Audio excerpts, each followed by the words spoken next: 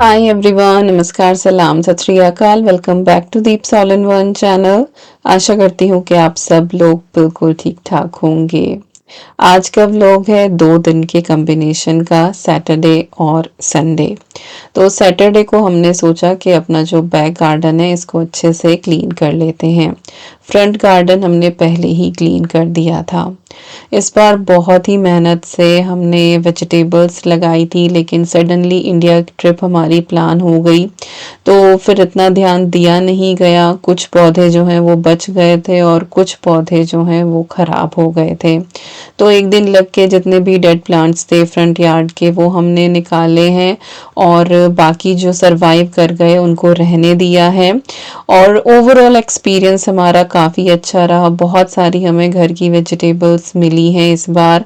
जब से हम इंडिया से आए हैं तब से लेके अब तक हमने टमाटर बाय नहीं करे हैं, इतने टमाटर हुए हैं इस बार हमारे। हाँ, भिंडी बहुत अच्छे से नहीं हो पाई क्योंकि धूप तो निकली है लेकिन पानी नहीं मिला, और उस पौधे को वही दोनों चीज़ चाहिए। बाकी शिमला मिर्च अच्छी आई है, मिर्ची बहुत अच्छी आई, धनिया खूब हुआ है, पुदीना खूब हुआ है, मेथी खूब हुई है। तो काफ़ी कुछ सीखा हमने, और नेक्स्ट ईयर जो है वो और ज़ोर शोर से हम अपनी वेजिटेबल गार्डनिंग करेंगे। फिलहाल जो है हमें बैक गार्डन क्लीन करना था। यहाँ पे भी हालत वही हुई कि कुछ पौधे जो हैं वो सरवाइव कर गए थे और कुछ बिल्कुल ही ख़त्म हो गए थे। आँखों को देखने में हरियाली ही अच्छी लगती है, जो डेड प्लांट्स थे ये बिल्कुल भी अच्छे नहीं लग रहे थे। तो आज जो है वो सोच के प्लान करके हमने यही काम शुरू किया। तो जितने डेड प्लांट्स थे उनको हमने निकाल दिया है। कुछ प्लांट्स इनमें से ऐसे हैं जो ईयर आफ्टर ईयर ग्रो करते हैं, तो जड़ से किसी को भी नहीं निकाला है, बस जितना डेड हो गया था वो ऊपर का पोर्शन हमने कट कर दिया है। तो कुछ प्लांट्स जो हैं वो अगले साल अपने आप निकल आएंगे। बाकी जो एम्प्टी हुए हैं प्लांटर्स, उनमें जो विंटर सीजन के फूल है ना वो हम लगाने वाले हैं, तो थोड़ी सी हरियाली बनी रहेगी। हर साल करवा चौथ पे जो है मैं इस गार्डन में बहुत सारे फोटोज लेती हूँ और इतना अच्छा बैकग्राउंड आता है, लेकिन इस बार बस कुछ ही पौधे हैं। बाकी देखते हैं, जब तक जो है कुछ नए पौधे हम लगा ही देंगे।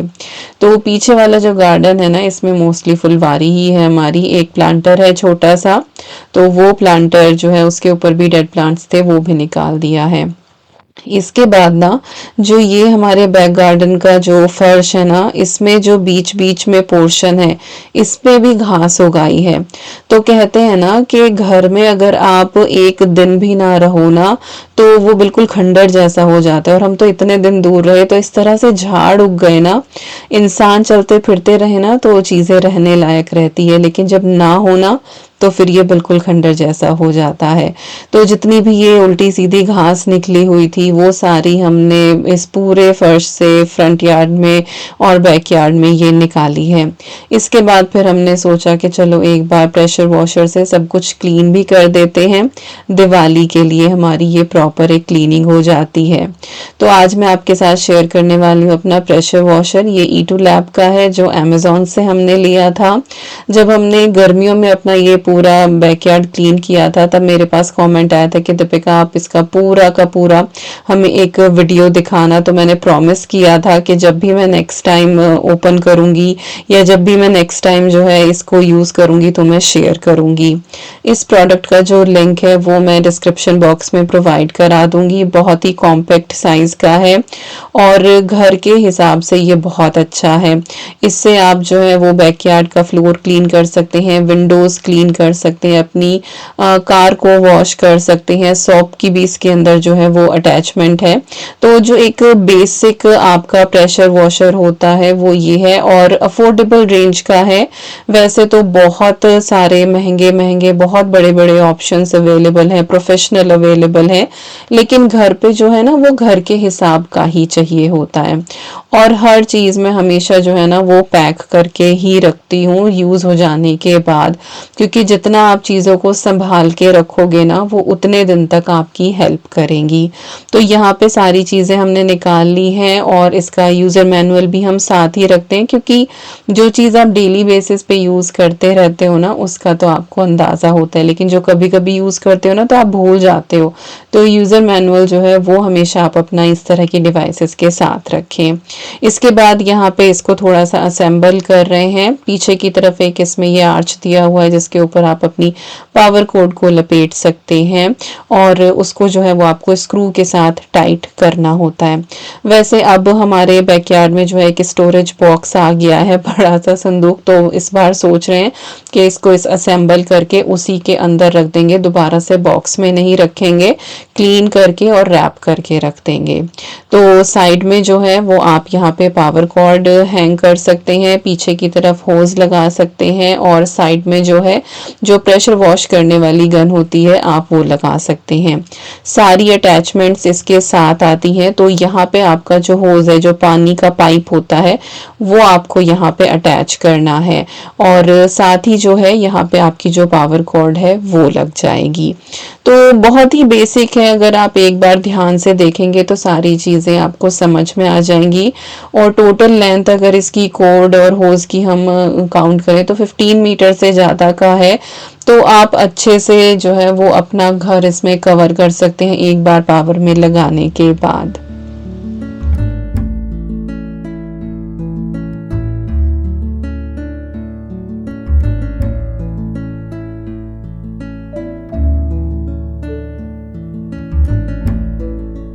ये जो फिलहाल अटैचमेंट विकास ने लगाई थी ना, ये जब आपको अगर सोप के साथ अपनी गाड़ी वॉश करनी है, विंडोज क्लीन करनी है, उसमें यूज कर सकते हैं। 4 इसके साथ नोजल आते हैं, डिफरेंट डिफरेंट प्रेशर वाले और डिफरेंट डिफरेंट शेप वाले, और वो डिपेंड करता है कि आपको क्या क्लीन करना है। कोई बिल्कुल एक स्पॉट क्लीन करना है तो आपको बिल्कुल राउंड वाला लगाना होगा। तो अभी मैं आपको यहाँ पे यूज करके भी दिखा दूंगी। हालांकि हमारा जो फर्श है पीछे वाला, ये बहुत ज़्यादा गंदा नहीं है, क्योंकि समर में आई थिंक अप्रैल में हम स्प्रिंग टाइम पे हमने क्लीन किया था और उस टाइम से लेके अब तक ये बहुत अच्छे से चल रहा था। बट क्योंकि दिवाली के हिसाब से एक बार क्लीनिंग करनी थी तो फिर सोचा कि चलिए कर देते हैं और आपको दिखा भी देते हैं। इतना गंदा नहीं है but still you will see the difference के फर्श में कितना फर्क पड़ा है। तो इसके साथ होज भी आता है बट हमने वो अटैच नहीं किया था। जो हमारे गार्डन का अपना ही होज है वो इसके साथ अटैच हो गया था, क्योंकि कनेक्टर सबका सेम ही आता है। और इस तरह से पूरा प्रेशर के साथ इसमें से पानी निकलता है स्टीम के साथ, और इससे जो है वो चीज़ें बहुत अच्छे से क्लीन हो जाती हैं। तो यहाँ पे ये डिफरेंट डिफरेंट नोजल जो है वो विकास दिखा रहे थे and I am really happy कि जिन्होंने मुझसे पूछा था उनको अब सोल्यूशन मिल गया होगा। वो बोल रही थी, एक्चुअली बहुत ही पुरानी मेरी व्यूअर है, कि हमारे पास रखा हुआ है दीपिका बेटा, लेकिन हम यूज़ नहीं कर पा रहे हैं क्योंकि हमें समझ नहीं आ रहा है कि कैसे करें। कई बार होता है ना कि नहीं चीज़ें समझ में आती हैं, किसी और को देख के हमें पता लग जाता है। तो इसीलिए मैंने सोचा कि जब कर ही रहे हैं तो मैं रिकॉर्ड कर लेती हूँ। किसी एक के भी काम आ गया तो बहुत ही ज़्यादा हेल्पफुल हो जाएगा और मेरा इस वीडियो को बनाने का मकसद पूरा हो जाएगा। तो यहाँ पे आप डिफरेंस देख सकते हैं कि किस तरीके से ये क्लीन करता है, और दोनों तरफ जहाँ से क्लीन हुआ है और जहाँ से नहीं हुआ है आपको कलर में फ़र्क दिखाई दे रहा होगा। तो यहाँ पे ये पूरी टाइल जो है ये क्लीन करके आपको दिखा देते हैं, तो इससे आपको अंदाज़ा हो जाएगा। तो बहुत ही अच्छा सा एक इन्वेस्टमेंट है अगर आपके घर में इस तरह से गार्डन वगैरह है और आपको क्लीनिंग के लिए समझ में नहीं आ रहा है। डेक वगैरह भी आप इससे क्लीन कर सकते हैं। कई बार जो बालकनी होती है ना आपकी, वो भी आप अच्छे से क्लीन कर सकते हैं, उसमें भी डेकिंग हुई रहती है। बाकी नॉर्मली कार वगैरह वॉश करने के लिए भी ये बहुत अच्छी डिवाइस है। तो इसका लिंक अगेन मैं डिस्क्रिप्शन बॉक्स में दे दूंगी, अगर आप इंटरेस्टेड हैं और आपका मन है तो आप चेक कर लेना एक बार। तो यहाँ पे दोनों टाइल्स में डिफरेंस आपको दिखाई दिया। तो इतने अच्छे से ये क्लीन कर देता है और ज़्यादा टाइम भी नहीं लगता है एक्चुअली। तो हमने फर्श वगैरह जो है वो क्लीन कर लिया था। उसके बाद विकास बोले कि चलो, लगे हाथ जब निकाला ही है तो मैं गाड़ी भी अच्छे से क्लीन कर देता हूँ। तो गाड़ी क्लीन करने का ना एक सोप अलग से आता है लिक्विड, तो वो उस बॉटल के अंदर आपको डालना है, नोजल अटैच करना है और उसके बाद अपनी गाड़ी को आप अच्छे से वॉश कर ले, बिना किसी मेहनत के, बिना कोई स्पंज वगैरह लगाए। बिल्कुल चमचमा जाती है आपकी गाड़ी, और लिक्विड और ज़्यादा अच्छा हो तो बिल्कुल ही ज़्यादा शाइन करती है। तो अच्छे से जो है वो सोप से क्लीन किया, उसके बाद वाटर अच्छे से इसके ऊपर डाल के, और हमारी गाड़ी भी अच्छे से चमचमा गई और हमारा फर्श जो है वो भी चमचमा गया और गार्डन से सारे डेड प्लांट्स भी निकल गए। तो दिवाली के लिए घर का जो एक सेक्शन है वो बिल्कुल रेडी हो गया है।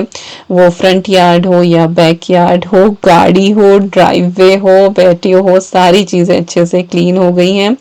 अब जो है वो धीरे धीरे मैं घर के अंदर मूव करूंगी और फिर वहां पे जो है वो क्लीनिंग शुरू होगी। कुछ उन कोनों की जो लिटरली साल भर में एक या दो बार ही क्लीन किए जाते हैं, जैसे कि हमारे एटिक का स्टोरेज। चीज़ें वहाँ डंप होती जाती हैं जो भी एक्स्ट्रा होती हैं, और लिटरली दिवाली की जब डेकोरेशन निकलती है तभी हम उसको अच्छे से क्लीन करते हैं।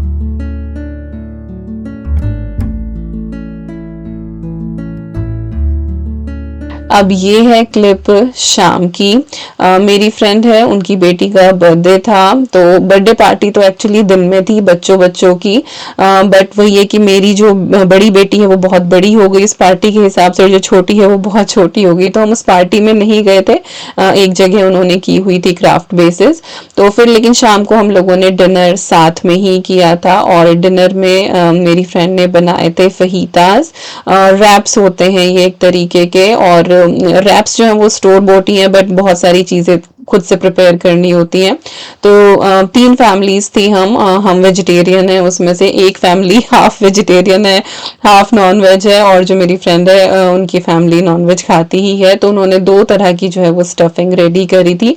वेजिटेरियन लोगों के लिए पनीर फ्राई किया था, और जो नॉनवेज खाते थे उनके लिए चिकन था, और साथ में एक वेजिटेबल का ये मिक्स बनाया था। तो यहाँ पे वो जब असेंबल कर रही थी तो मैंने थोड़ा सा रिकॉर्ड कर लिया था। तो रैप है, उसके ऊपर डिप्स वगैरह लगाई हैं, फिर इसके ऊपर लेटस रखी है, फिर जो मिक्स वेजिटेबल बनाई थी वो, और साथ ही जो है वो यहाँ पे पनीर इसके ऊपर रख के और उसको अच्छे से फोल्ड कर दिया है। एंड बहुत ही इजी और बहुत ही टेस्टी ये तैयार हुआ था। तो रात को हमने अच्छे से एंजॉय किया, और अब मैं मिल रही हूँ आपसे अगले दिन संडे, और आज है श्राद्ध अमावस्या। तो अगर पूरे इन 16 दिनों में आप किसी का श्राद्ध नहीं कर पाते हैं, या आप किसी का भूल जाते हैं, या आपको तिथि याद नहीं होती है, तो अगर अमावस्या के दिन आप कर देते हैं ना, सब कुछ खाना अच्छे से बना के अपने देव पितरों को अर्पित कर देते हैं, तो वो सब का लग जाता है। तो मेरी मदर इन लॉ जो है वो गांव में सारे श्राद्ध करती है, क्योंकि वहां पे सब कुछ देने का, अर्पित करने का जो है वो पूरा सिस्टम है। गाय भी होती है वहां पे, और घर का दूध भी होता है। लेकिन जब हम बाहर निकल जाते हैं ना, परदेश में होते हैं, तो हमारे पास सारी चीजें जो है वो अवेलेबल नहीं होती हैं। लेकिन जो अवेलेबल है उसके साथ हम जितना कर पाए उतना बहुत है, जो नहीं कर पाए उसके बारे में बिल्कुल भी ना सोचो। भगवान है, हमारे देव पितर हैं, सब अपने हैं, और वो आपकी श्रद्धा, आपकी भक्ति, आपकी आस्था देखते हैं, और कुछ नहीं।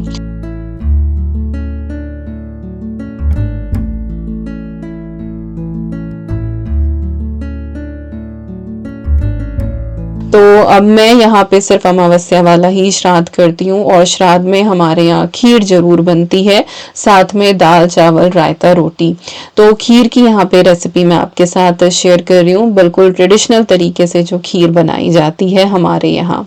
तो यहाँ पे मैंने हैवी बॉटम का ये एक पैन लिया है, थोड़ा सा घी डाल के इसमें ड्राई फ्रूट्स ऐड करे हैं, और एक मैंने इसमें तेज पत्ता डाला है। तेज पत्ते की जो खुशबू और टेस्ट होता है वो खीर में बहुत अच्छा लगता है। हल्के से ड्राई फ्रूट आप रोस्ट कर लें, बादाम और काजू ही लिए थे, उसके बाद फिर मैंने इसमें डेसिकेटेड कोकोनट ऐड करा है। नॉर्मल अगर आपके पास कोकोनट हो ना ड्राई वाला, तो आप वो भी ग्रेट करके ऐड कर सकते हैं। इसके बाद मैंने इसमें दूध डाल दिया है। अंदाजे से मैंने 1.5 लीटर के करीब इसमें दूध ऐड किया होगा। इतनी ही खीर जो है वो काफ़ी होती है। और साथ ही जैसे ही दूध में उबाल आया, मैंने इसमें चावल डाल दिए हैं। जो बिल्कुल freshly harvested long grain rice होते हैं ना, उनकी खीर बहुत अच्छी बनती है। मेरे पास नहीं थे और एक बार ना मैं सोना मसूरी राइस ले आई थी। थोड़े से पतले होते हैं ये वाले राइस, लेकिन घर में किसी को खाने में ऐसा ये पसंद नहीं आए, लेकिन इनकी खिचड़ी और खीर जो है वो लाजवाब बनती है। तो ये राइस अच्छे से वॉश करके मैंने कुछ 1 घंटे के लिए भिगो दिए थे, और जब दूध में उबाला आया तब मैंने जो है वो इसके अंदर ऐड कर दिए थे राइस। और उसके बाद फिर आपको थोड़ी देर चलाना होता है। जैसे ही उबाला आए फिर आप बिल्कुल सिम करके अपनी खीर को छोड़ दें, और वो पकती रहेगी, कढ़ती रहेगी, और बहुत थिक आपकी बढ़िया सी कढ़ी तैयार नॉट कढ़ी, खीर तैयार होगी। अब आ जाते हैं सब्जी की तरफ। तो आज मैं आलू गोभी की सब्जी भी बना रही हूँ। बिना प्याज लहसुन का खाना बनता है।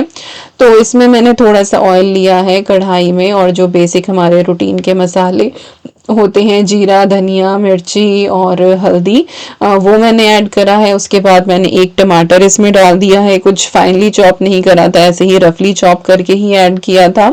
और इसके बाद मैंने कुछ एक मिर्चें ली हैं, हरी मिर्चें हैं जो लाल हो चुकी हैं, और ये पेड़ पे ही लाल हो गई थी। और ये बहुत तीखी नहीं है, हालांकि ये रॉकेट चिलीज थी, लेकिन ये बहुत तीखी हुई नहीं है। तो इनका जो टेस्ट है ना वो मुझे बहुत बढ़िया लगता है भाई। तो 4 मैंने यहाँ पे ऐसे ही स्लिट करके ऐड कर दी हैं। और उसके बाद मैंने अदरक लिया है, 1 इंच के करीब यहाँ पे अदरक जो है वो मैंने ग्रेट करके डाला है। जब भी बिना लहसुन प्याज की आप सब्जी बना रहे हो ना, तो उसमें इस तरह से अदरक ग्रेट करके ज़रूर ऐड करें, इससे बहुत ही अच्छा टेस्ट आता है। और भाई ये कॉस्को का जो अदरक है, इसके तो खैर कहने ही क्या, इसका टेस्ट ही अलग होता है। बिल्कुल थोड़ा सा मैंने पानी ऐड कर दिया था जिससे मसाले ना जलें, और जो टमाटर है ना हमारे वो जल्दी गल जाएंगे। और ये जो टमाटर है ना ये भी घर के ही हैं। इसके बाद मैंने इसमें आलू, गोभी और मटर ऐड कर दी है। और आलू भी मैंने छोटे टुकड़ों में कट किया है, और गोभी भी मैंने लेंथ वाइज करी है। तो सिमेट्रिकल अगर आप साइज रखते हैं ना, तो सब्जियां एक साथ जल्दी कुक हो जाती हैं। फिर मैंने इसमें ऐड कर दिया है सॉल्ट टेस्ट के हिसाब से, और बस अब हम इस सब्जी को पका लेंगे। कवर कर दें, और 5 से 7 मिनट में ही ये डन हो जाती है मीडियम फ्लेम पे। बट मेक श्योर कि आप इसको बीच में चलाते रहें, नहीं तो ये नीचे लग जाएगी।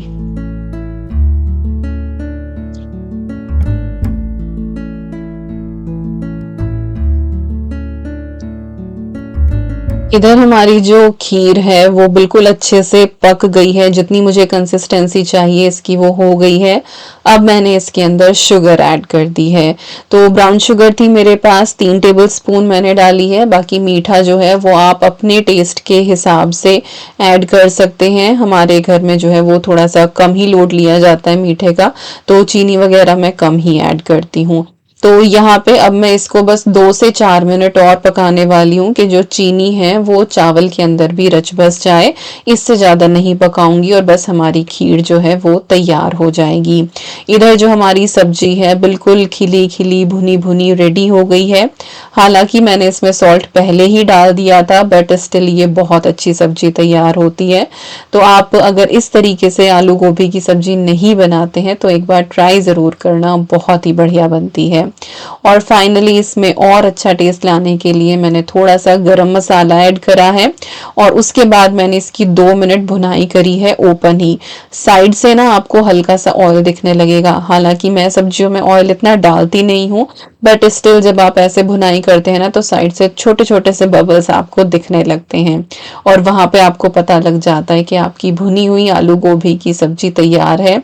हरे धनिए से आप इसे गार्निश करें, एंड लिटरली ये पूरी के साथ बहुत बढ़िया लगती है।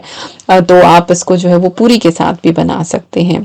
तो सब्जी तैयार हो गई है, खीर तैयार हो गई है, और यहाँ पे मैंने रायता बना दिया है। बूंदी का रायता बनता है, तो दही को अच्छे से विस्क कर लिया था, रायता मसाला, सॉल्ट, बूंदी ऐड करी है, और थोड़ा सा मैंने इसमें हरा धनिया डाल दिया है। बहुत ही गजब का ये वाला रायता हमारा तैयार होता है। हल्की सी ठंडी होने के बाद जो खीर की कंसिस्टेंसी है ना वो थोड़ी सी और थिक हो जाती है। तो बिल्कुल ऐसी ही खीर मेरे घर में खाई जाती है और सबको बहुत पसंद आती है। और हाँ, ये तेज पत्ता डाल के आप ज़रूर बनाना, आई एम श्योर सबको पसंद आएगी। इसके बाद जो है मैंने मिनसने का खाना बोला जाता है, जो श्राद्ध में खाना मिनसा जाता है, ये वो मैंने लगा दिया था। तो हमारे यहाँ इस तरह से एक बड़ी सी रोटी बना के उसके 16 टुकड़े किए जाते हैं हर तिथि के हिसाब का एक। और उसके बाद जो भी चीज़ें आपने बनाई हैं, चावल दाल भी मैंने बनाई थी बट उनकी मैंने क्लिप रिकॉर्ड नहीं करी थी, तो वो सब इन टुकड़ों के ऊपर रखा जाता है, खीर भी, रायता भी, एवरीथिंग। और उसके बाद साथ में पानी रखा जाता है और फिर जल जो है वो हाथ में लेके 7 बार उसको करते हैं चारों तरफ। और अपने देव पितरों से जो है वो अगर कोई भूल चूक हुई है तो उसकी माफ़ी मांग ली जाती है और उनसे हमेशा यही प्रार्थना की जाती है कि अपनी कृपा, अपना आशीर्वाद हमारे ऊपर बनाए रखें।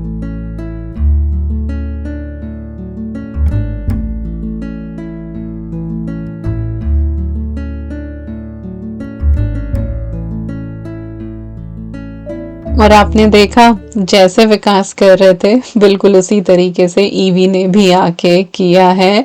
तो बच्चे घर से ही सीखते हैं और इसीलिए मैं पूरी कोशिश करती हूँ कि जितने भी तीज त्योहार हैं वो मैं बिल्कुल रिचुअल्स के साथ सेलिब्रेट करूँ, क्योंकि हम परदेश में आ गए, हमने ये सारी चीज़ें जो हैं वो शुरुआत से होती हुई अपने घर में देखी हैं, मोहल्ले पड़ोस में, रिश्तेदारी में। लेकिन जब परदेश में आ जाते हैं ना तो वो ऐसा सर्किल नहीं होता है। तो अगर हम अपने घर में भी ये चीज़ें नहीं करेंगे ना तो बच्चों को हम अपना कल्चर पास नहीं कर पाएंगे, वो सीख ही नहीं पाएंगे। तो कई बार भले ही खुद को पुश करना पड़े लेकिन बच्चों के लिए जो है मैं ये सारी चीज़ें ज़रूर करती हूँ ताकि वो हर चीज़ सीखें हमारे कल्चर के बारे में।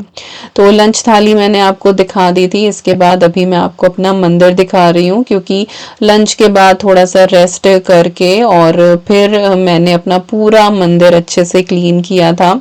माता रानी के कपड़े वगैरह भी चेंज कर दिए थे, हर चीज़ बहुत अच्छे से क्लीन करी थी, नया आसन बिछा दिया था, क्योंकि अगले दिन से शुरू हो रही है नवरात्रि। और आज के दिन मंदिर वगैरह सब अच्छे से क्लीन करके नए वस्त्र वगैरह भगवान को पहना दिए जाते हैं।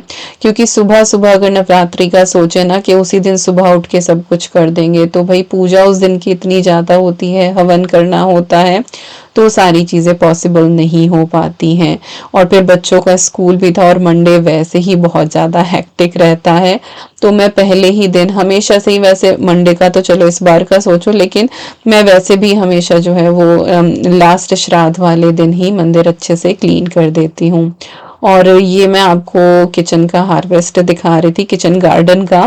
तो डिफरेंट डिफरेंट तरह की ये चिलीज निकली है, इसमें जो है वो हेलपिनोज भी है, नॉर्मल भी है। और इसके बाद इनका भी मुझे कुछ करना है, मिर्चियों का तो देखूंगी क्योंकि इतनी खाई तो नहीं जाएंगी। और साथ ही जो है वो आज मैंने घी भी बनाया था, क्योंकि अभी जो है वो अखंड जोत भी लगेगी और मेरे जो है पूरी नवरात्रि फास्ट रहते ही हैं। तो वो फास्ट के टाइम पे जितना भी खाना बनता है वो घी में ही बनता है। अगले दिन के लिए अखंड जोत के लिए मैंने सारी चीज़ें जो है वो जो भी पूजा में सुबह ज़रूरत होगी ना वो चीज़ें मैंने पहले ही दिन सब तैयार करके रख दी हैं। मिर्चियाँ जो हैं वो सारी मैंने धो के रख दी हैं। दही मैंने फ्रेश जो है वो जमा दी है। तो ये ना छुटपुट से इतने सारे काम होते हैं भाई त्योहारों के, कि ये चीज़ दही रखी हुई थी लेकिन क्योंकि कल से फास्ट शुरू होंगे तो मुझे फ्रेश लोड ही अब जो है वो दही का जमाना था। और ये वो दही होगी जो सिर्फ मैं ही यूज़ करने वाली हूँ, क्योंकि कई बार बच्चे हैं, विकास है, कोई भी चम्मच लगा देता है, तो मैं अपना फास्ट का थोड़ा अलग ही रखती हूँ। तो खैर किचन का जो है वो काम हो गया था। आज डिनर भी हमारा बहुत ही जल्दी हो गया था, क्योंकि लंच कुछ 11:30 बजे हमने कर लिया था देव पितरों का निकालने के बाद। और फिर क्यों है शाम को भूख जल्दी लगने लगी तो जल्दी से ही खाना हो गया था। तो अभी जितने भी कपड़ों के लोड आज लगे थे वो सब ड्राई हो गए थे, उनको मैंने फोल्ड कर दिया है। और बस इस व्लॉग के एंड पे हम आ गए हैं। आई होप आपको आज का ये व्लॉग पसंद आया होगा। मिलती हूँ आपसे नेक्स्ट व्लॉग में। Till then you guys take care and I am sending lots and lots and lots of love to you all. Thank you so much for watching. Take care and bye bye.